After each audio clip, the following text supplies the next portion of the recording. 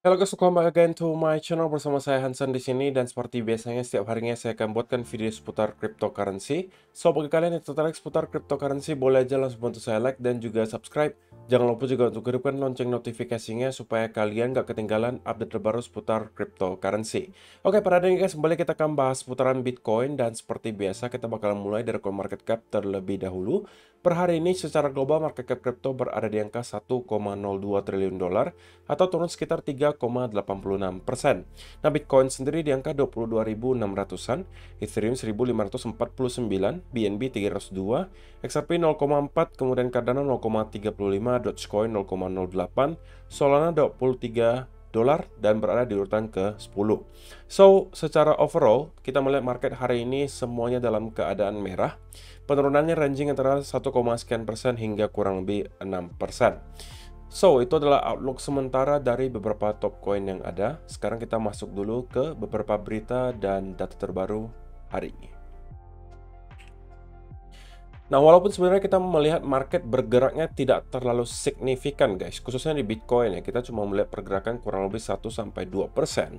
Tetapi lagi-lagi, ini cukup untuk membuat likuidasi dengan angka yang cukup besar guys. Dengan hanya pergerakan 1-2% saja, teman-teman bisa lihat ada sekitar 63.200 traders yang ke-liquid dengan total value sebesar 220 juta dolar. Dan tidak mengherankan, dalam 24 jam terakhir karena kita terkoreksi, maka yang terlikuidasi itu kebanyakan dari arah long guys. Dan spesifiknya itu di angka 91,53%. Alias dari total 220 juta yang terlikuidasi, 201 jutanya itu datangnya dari arah long. Dan ini sebenarnya agak membingungkan bagi saya gitu. Kenapa bisa terjadi hal semacam ini? Kita cuma melihat Bitcoin drop tidak sampai 1.000 dolar loh guys. Oke, anggaplah 1.000 dolar gitu. Masa itu cukup untuk melikuidasi sampai 200 juta dolar?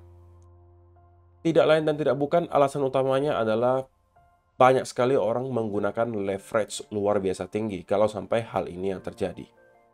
Bisa kalian bayangkan dengan range sekecil itu ada sekitar 200 juta dolar yang ke liquid. Apalagi jika kita melihat pergerakan yang lebih signifikan. Itu mungkin bisa sampai 500-600 juta dolar atau bahkan bilionan dolar.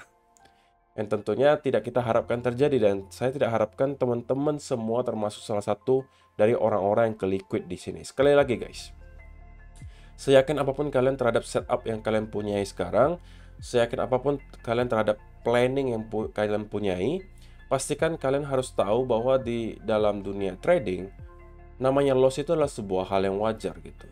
Tetapi, loss-nya itu harus kalian bisa manage gitu. Jangan sampai dengan 1-2 kali loss saja secara beruntun, itu bisa wipe out misalnya 50% dari portofolio kalian, 60% atau 70%. Kalau itu yang kalian lakukan, ya kemungkinan besar kalian pakai leverage yang terlalu besar.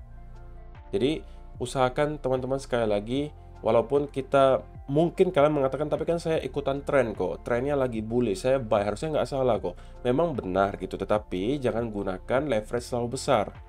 Oke, kalau leverage-nya terlalu besar, penurunan kecil pun itu bisa membuat kalian terlikuidasi. Ini harus sering saya sampaikan dan saya ingatkan. Kenapa? Karena saya merasa masih banyak juga harusnya dari teman-teman yang trading dengan cara seperti itu, menggunakan leverage yang terlalu besar. Anggapannya adalah karena leverage semakin besar itu akan membuat teman-teman cuan semakin banyak. Memang tidak salah gitu, tetapi teman-teman perlu ingat juga bahwa kalian pasti akan ada kalanya loss gitu.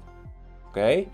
Jadi kalau kalian pikirkan hanya soal profitnya, kemungkinan kalian bakalan kesulitan untuk nanti nerima loss-nya menggunakan leverage yang besar. Jadi sekali lagi pastikan kalian manage resiko kalian ketika kalian trading. Kemudian yang kedua guys, berita-berita layoff atau PHK dari perusahaan-perusahaan terbesar di dunia terus berdatangan. Kali ini datangnya dari Google. Teman-teman kalau misalnya nggak tahu, Google itu mengumumkan gitu ya, di tanggal 20 Januari kalau tidak salah, bahwa mereka akan cut 12.000 employee atau karyawan mereka, kurang lebih 6% dari total semua karyawan yang mereka punyai. Bayangkan, 6% guys. Dan 12.000 orang itu bakalan di PHK.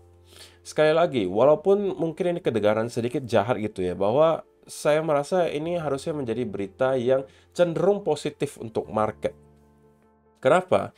Karena ketika nanti angka unemployment rate atau tingkat pengangguran dari Amerika Serikat itu cenderung meningkat, apalagi konsisten meningkat, maka yang terjadi adalah apa? Ketika unemployment rate meningkat atau tingkat pengangguran itu mulai tinggi, biasanya demand untuk barang dan jasa itu akan menurun. Kenapa? Ya karena mereka nggak punya penghasilan, otomatis mereka akan stop spending untuk hal-hal yang tidak diperlukan, sehingga demand berkurang. Ketika demand berkurang, inflasi akan menurun. Oke, jadi tingkat pengangguran meningkat, walaupun mereka tentunya tidak harapkan peningkatannya terlalu di luar kendali, oke, tapi mereka atau the Fed itu menginginkan ada pelemahan di labor market sembari melihat tingkat inflasi itu terus menurun dan mendekati target mereka di sekitaran angka 2 sampai 2,5%. Dan saya udah sampaikan gitu bahwa saya pribadi memang expect gitu ya, harusnya tidak lama lagi kita akan melihat unemployment rate itu start untuk meningkat, guys. Kenapa? Karena berita-berita seperti ini, kalau misalnya teman-teman perhatikan dalam beberapa bulan terakhir, itu udah banyak sekali berita-berita seputar perusahaan-perusahaan terbesar di dunia, khususnya di Amerika Serikat, itu melakukan layoff besar-besaran. Di sini ada rangkumannya gitu. Spotify di bulan Januari mengatakan juga mereka akan layoff atau mem-PHK kurang lebih 6% dari total karyawan yang mereka punya, kurang lebih 6.600 orang. Google yang barusan kita ketahui ada 12.000 yang bakalan ke PHK. Tapi ini mungkin tidak semua di US, guys, tapi mungkin dominannya di US. Kemudian Microsoft di tanggal 18 Januari menyatakan mereka juga akan layoff kurang lebih 10.000 karyawan mereka. Selain itu ada Amazon juga di 4 Januari menyampaikan mereka akan kurang lebih cut 18.000 orang. DirecTV kemungkinan juga cukup banyak yang bakalan di layoff. Kemudian juga ada Salesforce yang di sini juga ada 7.000 orang atau kurang lebih 10% dari total karyawan mereka. Ada Vimeo dan lain sebagainya. Di sini ada rangkumannya di sini, guys. Oke, dari Spotify 6%, Google 6%, Microsoft 4-5%, dan seterusnya. Coinbase 20% bahkan. Goldman Sachs 8%, dan seterusnya. Jadi, ini semuanya hanya di bulan Januari, kalian bayangkan, guys. Mereka mengumumkan bahwa mereka akan mem-PHK sebagian besar dari bukan sebagian besar, tapi sebagian kecil dari karyawannya. Tapi menurut saya itu sudah cukup nanti untuk membuat unemployment rate angkanya meningkat. Dan ketika hal ini terjadi, sudah mulai banyak orang yang tidak mempunyai pekerjaan, otomatis demand akan semakin berkurang, dan itu tentunya akan berdampak baik ke inflasi.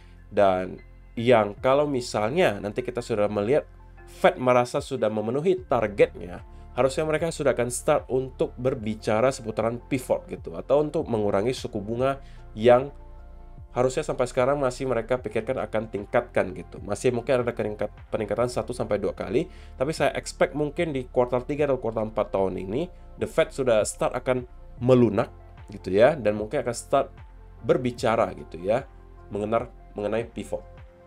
Dan itu harusnya akan menciptakan semacam reaksi positif dari market gitu ya. Tidak ketika mereka pivotnya, tapi sebelumnya, guys. Ketika market berekspektasi bahwa the Fed bakalan melakukan pivot, ketika itulah biasanya market bakalan naik. Bukan ketika pivotnya. Justru ketika benar-benar terjadi pivot, biasanya market justru bakalan drop gitu. Jadi itu yang perlu kalian ketahui, guys. Kalian jangan sampai menunggu sampai benar-benar the Fed udah katakan, oke, kita bakalan pivot sekarang gitu. Kalian baru masuk ke market. Biasanya justru pada saat itu sudah sedikit terlambat gitu. Dan kalian bisa cek data-data sebelumnya. Hal itulah yang terjadi. Oke? Market bergerak berdasarkan ekspektasi pasar. Bukan karena apa yang sedang terjadi di hari H. Tapi mereka ekspektasi apa kira-kira akan terjadi 4, 6, atau mungkin setahun yang ke depan gitu ya. Jadi itu adalah hal yang mungkin saya rasa perlu saya sampaikan untuk kalian. Nah, kemudian juga ada sebuah data on-chain yang cukup menarik. Ini adalah long and short term on-chain cost basis. Di mana untuk pertama kalinya gitu ya, dari mungkin kita bisa katakan tahun 2021 ya, 2021 akhir, untuk pertama kalinya kita melihat Bitcoin itu closing di atas ketiga garis ini. Tiga garis ini apa? Yang merah itu adalah short term holder realized price, kemudian yang biru itu adalah long term holder realized price. Yang merah ini adalah Bitcoin short term holder MVRV. Jadi terakhir kali hal ini terjadi itu adalah ketika di bottom bear market juga, guys, di sini. Ketika kita melihat yang sebelumnya kita berada di bawah ketiga garis ini, kemudian kita kembali closing di atas area tersebut, itu terakhir kali di tahun 2019, oke? Di mana pada saat itu tentunya juga adalah akhir dari bear market, di mana kita juga closing di bawah tiga garis ini di akhir atau di bottom bear market pada saat itu, dan di rally pertama untuk bull market selanjutnya, kita itu udah langsung menembus ketiga garis ini, oke? Dan sisanya kalian bisa lihat kita kemudian kembali ke all time high. Nah, kali ini kita juga sudah melakukan hal yang sama. Nah, pertanyaannya, apakah memang kali ini kita sudah akan menemukan bottom bear market dan akan meneruskan kenaikan langsung lagi ke all time high yang baru, ataukah kali ini hanya bull trap? Mungkin waktu yang akan bisa menjawab. Semuanya bisa berspekulasi, semuanya bisa memprediksi. Kalau saya, secara pribadi, saya pada intinya saya sudah sampaikan, saya tidak terlalu memusingkan senario mana yang akan terjadi. Pada intinya saya sudah punya exposure di market, mau naik dari sini atau mau turun dari sini pun, dua-duanya saya fine gitu. Karena memang tujuannya, atau ketika saya masuk ke Bitcoin, memang orientasinya adalah untuk jangka panjang. Oke, sebelum kita masuk ke chart guys, untuk kalian yang masih mencari platform untuk dapat trading di semua aset kelas, saya rasa Mitrade bisa menjadi jawabannya. Karena di Mitrade kalian bisa trading di cryptocurrency, bisa trading di forex, saham, komoditas, metal, semuanya bisa kalian lakukan di sini. Tahukah kalian bahwa dalam beberapa waktu terakhir, sebenarnya yang volatil itu nggak cuma di crypto guys. Semua aset kelas itu dalam keadaan yang volatil. Otomatis sebenarnya setup-nya itu sangat banyak bisa kalian manfaatkan. Jadi akan sangat disayangkan kalau kalian hanya punya platform yang bisa trading di cryptocurrency. Menurut saya, Mitrade akan sangat membantu kalian ketika kalian misalnya bosan gitu ngeliat market crypto, kalian bisa cari setup di tempat lain. Nah, kalau misalnya kalian tertarik untuk mencoba, kalian bisa aja langsung klik link yang ada di kolom description box di bawah untuk mendaftar. Dan kemudian kalau misalnya kalian mendaftar di masa-masa sekarang, kebetulan saya lagi adakan event juga di mana untuk khusus pengguna baru yang mendaftar dengan link yang ada di kolom description box di bawah, kemudian deposit minimal $50 dan kemudian aktif transaksi selama sebulan, itu kalian akan mendapatkan hadiah langsung Rp250 cash dari saya tanpa ada di undi. Untuk teman-teman yang sudah sempat mendaftar kemarin tapi juga belum pernah melakukan deposit sama sekali, itu juga bisa ikutan, oke? Jadi ini khusus untuk pengguna baru yang tidak pernah melakukan deposit pertama kali sebelumnya. Dan juga kalau misalkan teman-teman yang belum punya akun, ya bisa juga buat akun yang baru.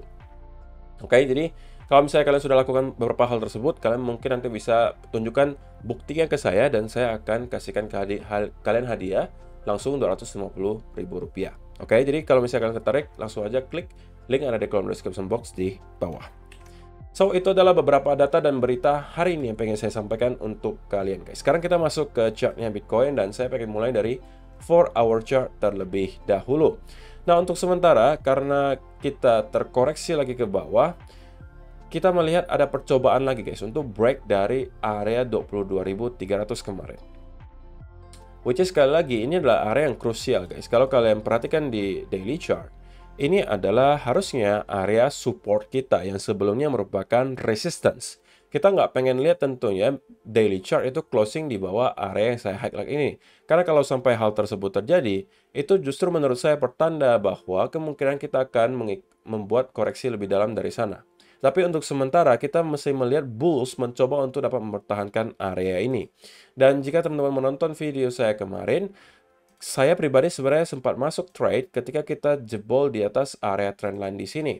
Oke, dan saya sudah sampaikan di video kemarin bahwa teman-teman kalau sempat masuk di sini, saya sarankan untuk secepatnya menggeser stop loss-nya ke area entry. Alasannya kenapa? Alasannya sesimpel adalah karena memang kenaikan yang kita lihat kemarin itu tidak seimpulsif yang saya perkirakan. Oke, pergerakan naiknya itu terlihat merangkak seperti ini, alias momentumnya itu kurang. Maka saya sarankan secepatnya untuk menggeser stop loss-nya ke arah entry. Dan saya keluar dari trade tersebut dalam keadaan break even. Untuk teman-teman yang tidak sempat untuk menggeser, harusnya terkena stop loss-nya gitu. Tetapi kalau misalnya teman-teman perhatikan sebenarnya gitu ya, kalau kita panjangkan trendline-nya di sini, kita itu masih berada di atas trendline-nya guys, dan masih bertindak sebagai area support kita. Kita masih terbounce dengan cukup kuat di area tersebut. Tetapi bagi saya untuk sekarang, itu saya mungkin belum pengen untuk masuk ke trade manapun gitu. Saya lebih prefer sekarang untuk menunggu terlebih dahulu di sidelines. Nanti ketika saya dapatkan setup lagi yang baik, yang jelas, mungkin saya baru akan masuk lagi. Oke, dan untuk sementara gitu ya, selama kita mampu maintain di atas area ini dan terkonsolidasi, ini bagi saya adalah bullish consolidation. Dan bisa jadi nanti kita akan membuat semacam pattern baru gitu justru. Kalau misalnya ternyata kita akan terus respect trendline di sini gitu ya. Dan kemudian mungkin kita akan membentuk lower trendline-nya juga seperti ini. Bisa aja kita akan membuat sebuah pattern lagi. Dan baru dari sana kita akan melihat market memutuskan arahnya kemana. Kalau saya sih prefer gitu ya, kalau misalnya ternyata kita memang akan move up dari sini atau membuat higher high yang baru, biasanya itu akan diawali dulu oleh sebuah fake out ke bawah nih guys, seperti ini. Oke, nah saya pengen juga melihat hal semacam tersebut terjadi, membuat sebuah fake out besar, tapi kemudian kita kembali closing di atas area tersebut, dan kemudian kita membuat ada bullish continuation pattern. Nah kalau itu yang saya lihat, maka saya mungkin akan prefer untuk mencoba lagi mencari long setup. Tapi sebelum hal tersebut terjadi, saya mungkin akan mencoba untuk menunggu di sideline terlebih dahulu. Tetapi kalau misalnya sebaliknya yang terjadi, apabila kita pada akhirnya closing di bawah area yang saya highlight di sini, dengan keadaan di mana kita mendapatkan koreksi yang cukup impulsif ke bawah, disertai ada bearish continuation pattern, maka ini justru bisa saya manfaatkan sebagai short setup dan menerkakan ke beberapa area Fibo yang kemarin sudah kita sempat bahas. Kalau misalnya teman-teman bingung modelnya seperti apa, yang saya cari itu adalah model seperti ini, guys. Di mana ada pergerakan yang cukup impulsif ke bawah, diikuti ada bearish continuation pattern. Nah, ini yang saya cari gitu. Oke, atau kalau mau contoh lainnya sekali lagi adalah model seperti ini mungkin. Ya kan, kita mendapatkan drop yang lumayan signifikan, diikuti ada bearish continuation pattern. Nah, ini juga bisa dimanfaatkan untuk short. Jadi kalau misalnya model seperti ini yang kita kasih ya atau market kasih, ya saya akan cenderung untuk mencari peluang untuk short. Tapi kalau misalnya kita kemudian hanya mendapatkan fake out ke bawah, kemudian secepatnya kemudian closing lagi ke atas area tersebut, maka dari sana saya mungkin akan prefer untuk mencari long. Jadi saya rasa penjelasannya cukup jelas ya guys untuk beberapa setup yang mungkin akan saya manfaatkan berikutnya. Tapi semua trade ini sebenarnya masih cenderung untuk short term. Kalau untuk swing trade gitu ya, kalau teman-teman sudah masuk dari sini ya harusnya sudah dalam keadaan cuan yang lumayan banget gitu ya, selamat tentunya. Tapi kalau misalnya teman-teman nggak sempat masuk, saya mungkin akan lebih prefer gitu ya, kalau tetap ingin berniat untuk swing long, adalah menunggu koreksi yang lebih panjang gitu.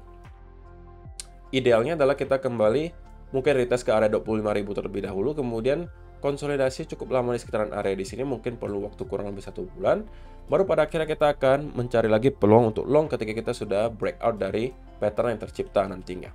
Oke, atau senario keduanya kita koreksi lebih dalam dari sini. Dan ini mungkin bisa dimanfaatkan lagi untuk building swing long ke atas.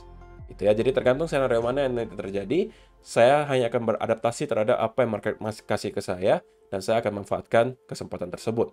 So, saya rasa itu aja sih yang perlu saya sampaikan untuk video hari ini guys. Terima kasih yang sudah menonton sampai selesai. See you in the next video. Bye bye.